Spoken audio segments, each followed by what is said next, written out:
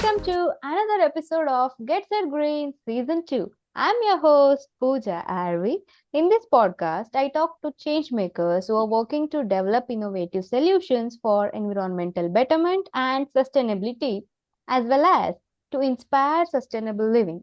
Today's guest is Arpit Dhupar, CEO of Dharaksha Foundation.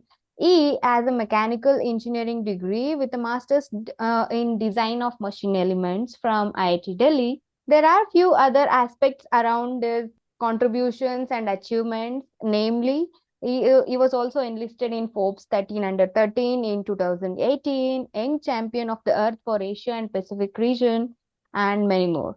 So, yeah, welcome to the show, Arpit. Thank you so much. Thank you so much, Pooja. Pleasure is ours. Thanks a lot for making time for this. Without further ado, let's get started with this. So, what is this, your point of view when you started this Dharaksha? What was the main, motivation for that? See, the main motivation is very simple. I am from Delhi and I have grown up in this environment and I have seen this getting deteriorated over time. Things have gone from bad to worse in like past 10 years. Things were fairly fine before that, but now things have uh, escalated very fast. And there was this incident that, when I was in 11th standard, Mm-hmm. during the winter season, I developed some form of allergies. And when I went to doctor, he said that, I cannot play football. So that sort of left in my mind that no youth should have to leave sports just because of the quality of air or how our environment is. So that created a dent from very early on, and I have always wanted to do something for this problem. So when it was the choice of making a career, it was a obvious choice that I wanted to make a career in solving the problem of pollution. Yeah, that's the point, right? Like when you know the intrinsic details of the problem which you are already facing, so that paves a very good way for you to move ahead and find a solution for it. We have the Absolutely. saying, right? Necessity is the mother of invention. So yeah. Uh, Arpit, being born and brought up in Delhi, I think you must be already having a very fair idea of like how this pollution is, changing and causing, etc., the problems. So my point is like, what is your opinion as a citizen of Delhi with respect to the new changes which are happening in Delhi with respect to the industrialization and then other aspects such as, the Delhi being a metropolitan city has highest number of cars when compared with Mumbai and Chennai other cities. So I think these are all the various things which cumulatively are causing this problem. So what is your take on this? So you're absolutely right. See, the pollution is a multi-level problem. It's not just one source is causing everything.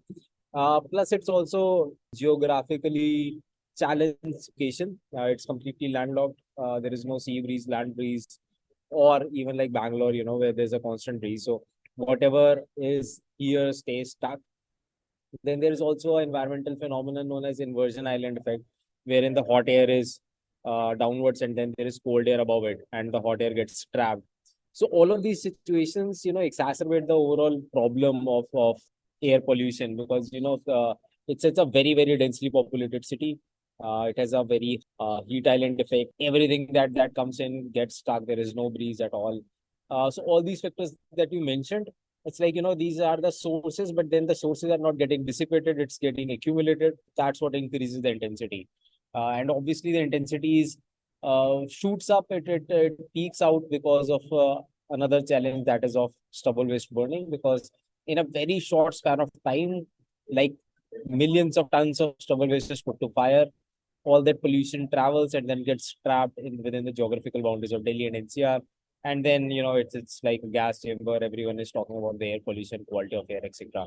It's a really grim situation for these 2 months at least. Yeah, and also the heatland effect which you are talking about, like for the one, if you're listening, you have like no context onto this. It's very simple. If I have to say in two liners, is nothing but like what happens during this November and December time in Delhi is like due to the sun, the whatever the water or moisture present will get evaporated, and due to the change in temperature also, what happens is when it's cooled down during night time, the converted vapors will again be converted into water droplets and moisture, and thus accumulating and trapping all the dust and other air pollutants present. This is the cause for like how it causes AIDS and fog and other things, if you have to say it in like in a very short brief manner. Yeah, Arpit, I Yeah. would totally agree on that. And also, Dharaksha, when it started, I think like how did you end up going into this packaging sector? Because what was the main idea behind that? See, the main idea was I wanted to develop a solution that does not need the material to be burned. So there are a lot of solutions that people are proposing wherein they are converting the paddy straw into another form of fuel. But ultimately, it would still be burnt. And the quantum of material that is there, if that is burnt, it would always create a problem. So I wanted a solution wherein this material gets sequestered, this biomass gets sequestered, it gets converted into something useful and can be distributed over long distances. And obviously, packaging is something that I have hated for a very long time. The amount of plastic that we are generating as a society is won't leave any resources left for our future generations to have. So I've been extremely passionately against plastic. So when I felt that one solution could solve both the problems, it was my natural calling to start doing research on it, start working on it, and developing prototypes around it. So yeah, that sounds like an exact story of getting into the place where you actually wanted to be in, where the stubble is not actually getting incinerated or burned for the matter. So then, like, when you started this packaging sector, right? Like, how did you figure out, because it has to be very delicate and sometimes it has to be very durable. There are various proportions which you have to tweak in to adjust the market needs.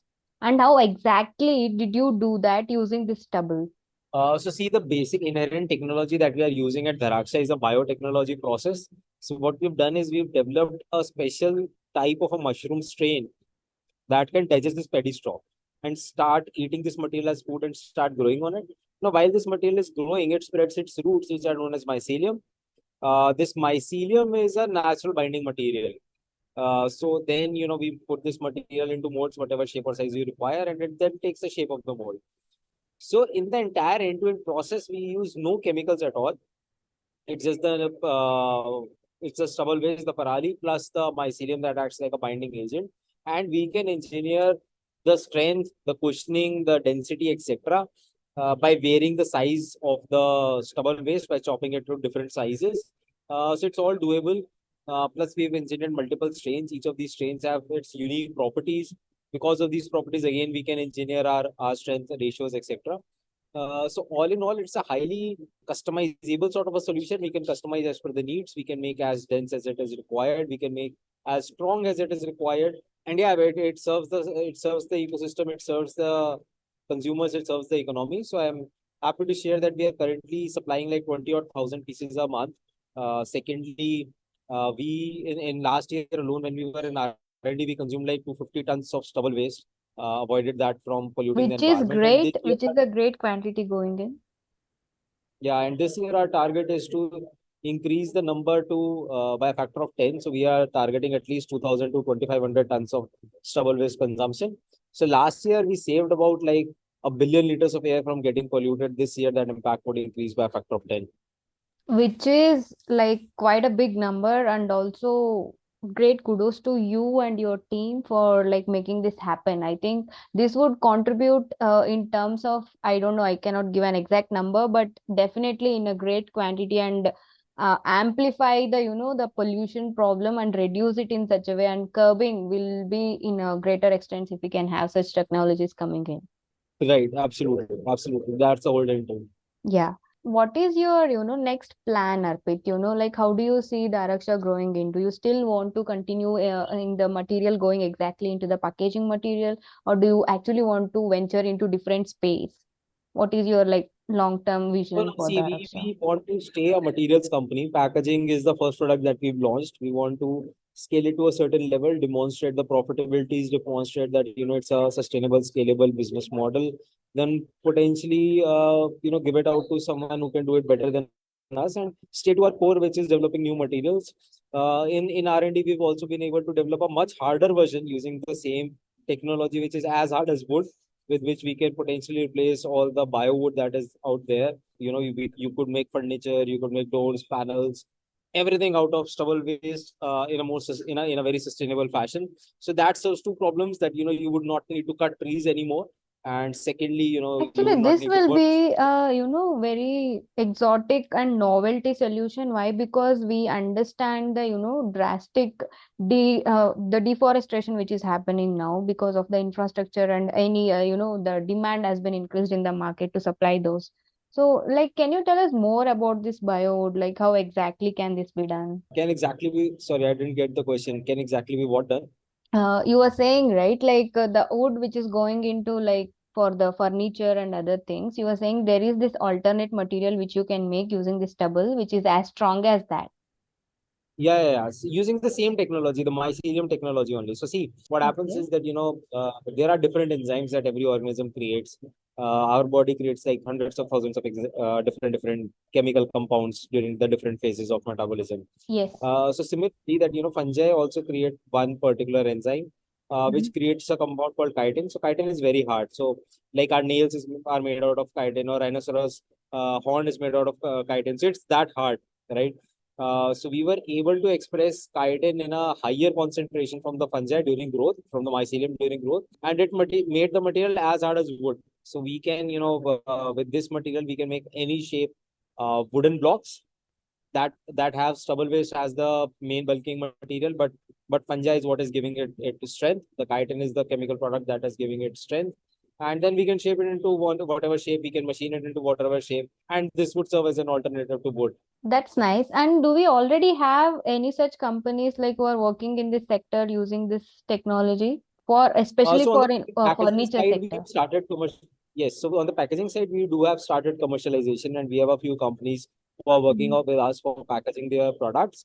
On the Right. wood side, we are still figuring out a few processes. Once those processes are figured out, we would go on with the early commercialization.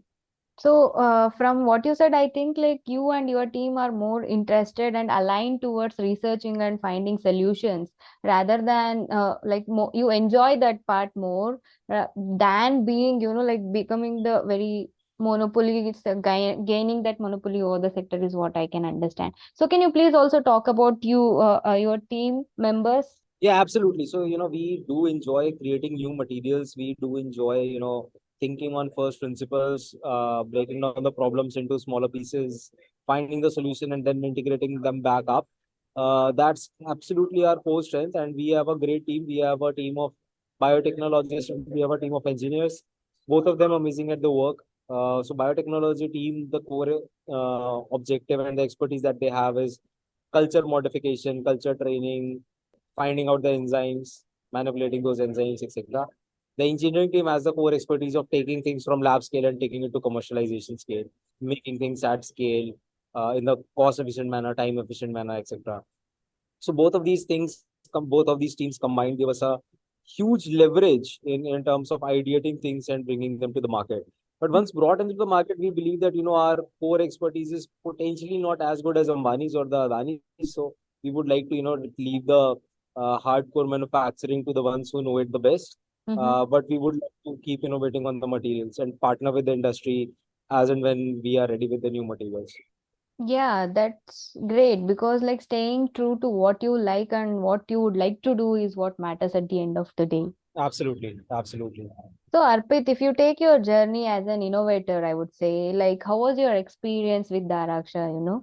See, as an innovator, I started off as a sort of a one-off person. Mm-hmm. Obviously, we talk to a lot of people, we try to onboard a lot of people agreed, a lot of people denied.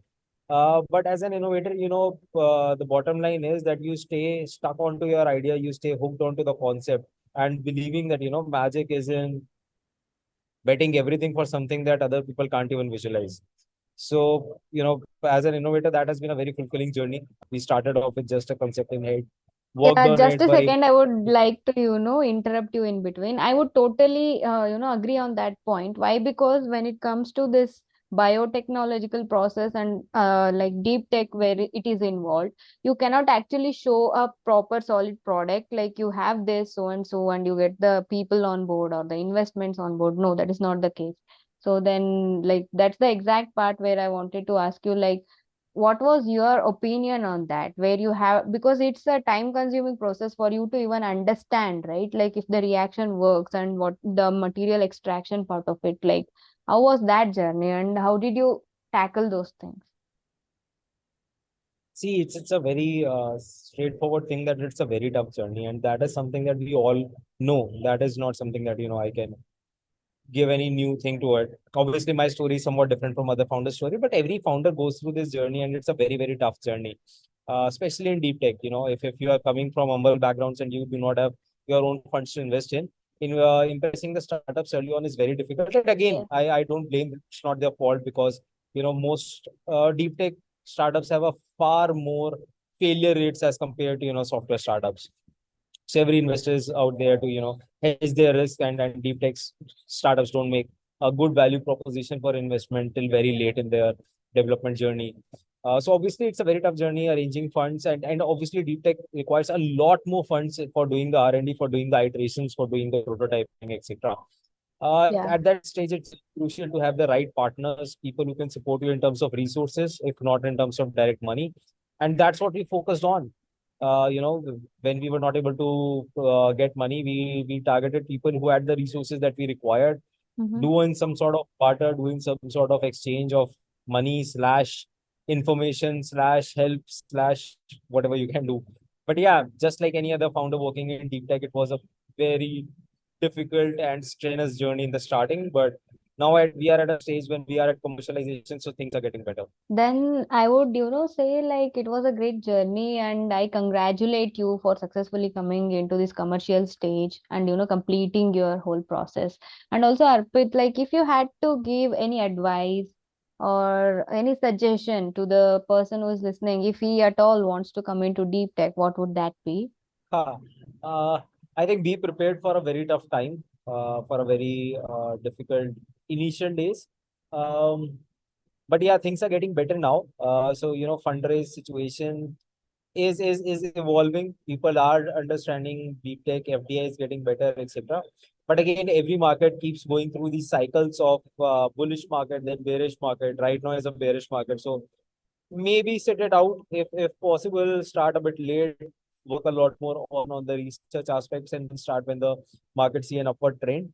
Uh, but start only if you really, really, really want to build something out of it. Deep tech is not sort of a domain wherein you go in for quick money or fast success. It's a long haul. So only adopt it if you are in it to put in the extra hours for a very long time for very little reward. So risk to reward ratio is very bad in this domain. So do it only if it really, really motivates you.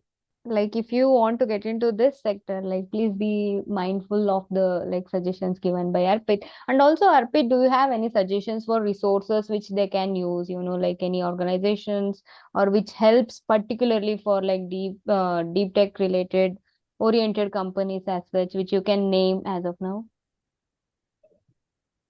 See, this is a very subjective question. So deep tech is a very vast Vast. Yes, yes, I would domain. agree. I would totally agree. Yeah. It varies all the way Just a from pharma. directional answer, let's say. So directionally, I feel that a lot of companies are making a lot of progress. Plus, there are a lot of good accelerators that are coming up. So for biotech, I can recommend that there's a regional center for biotechnology for Faridabad. That's really, really good. They are very helpful. So that is one. Venture center is very good. So there are a few good accelerators that are coming up. Do talk to people who have graduated out of these Mm-hmm. accelerators, but keep in mind that whatever resources that you require would be available in a very small percentage. A lot of things would have to be done in a very frugal fashion in the starting. Got it. Yeah, fair enough. You gave all the nice perspective oriented answer, like covering the different variations to it. So, Arpit, yeah, I think like we are at the end of the interview, and as usual, I have one common question for every guest. So, which is like, what does sustainability mean to you, like as a person, not with respect to the as the CEO of this Dharaksha? See, sustainability in very simple terms to me means that, choosing things that would last longer over convenience. So what I mean by that is that, for the reason we have disrupted this planet a lot is because we prioritize convenience a lot more overthinking that, what our choices are going to create. For example, drinking water out of a plastic bottle rather than carrying your own bottle. So carrying is a slight inconvenience of carrying a bottle from your home. But then every pet bottle that you drink would stay out there in the open and it becomes a fugitive plastic. It ends it up in landfills slash oceans. Similarly, giving more importance to convenience in terms of using your own vehicles over public transport has led to a situation of immense challenge of traffic, pollution, greenhouse gases, global warming, etc. So I think sustainability to me really means is being mindful about our choices, choosing things that have a better impact towards the environment, towards everybody, towards the community, rather than giving too much weightage to our convenience. Let's be a little inconvenient in the starting because it ultimately it's a long run. Yeah, yeah. And it's also, I think it's mostly related to behavioral changes also. We have to inculcate these changes. I think we in this, like at least if I'm talking about India, we always had this imbibed in our culture. But like due to certain changes and variations, there has been drastic change. I think like if at all we address this mindfully, we will have a very good long way to go on. Yeah, absolutely. Totally agreed on that. Yeah. So thank you so much for your time, Arpit. And if you enjoyed this episode, please leave a comment. I would love to read them. And you can find me on Instagram at getsetgreen.in. You can DM if you have any suggestions. The 3 R's of sustainable living are reuse, recycle, and most importantly, reduce. Stay tuned until next episode. Bye. Take care.